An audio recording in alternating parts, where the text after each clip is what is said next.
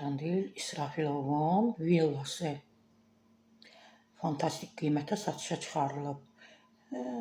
Əslində mən elə bilirdim, onun heç villası yoxdur, elə burada Mirzağa Əliyev küçəsində yaşayırdı, bizə yaxın ünvanda. Mən elə bilirdim, bircə mənzili oradadır. İndi mən də eşitdim ki, villası var. Xalq artisti, tanınmış qarmon ifaçısı Avtomobil İsrafilovun Novxanıdadır.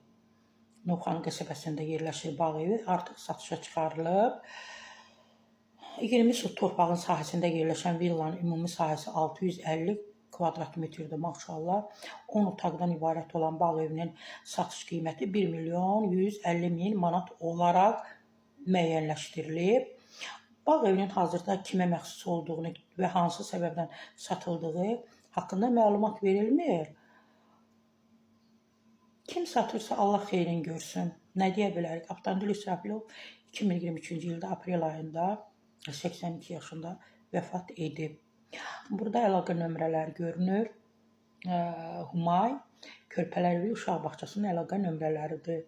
Ruhiyyə xanım, siz də bu xəbəri yaxşı izləyin. Bəlkə siz də ev aldınız, bağçanızı daha da genişləndirdiniz.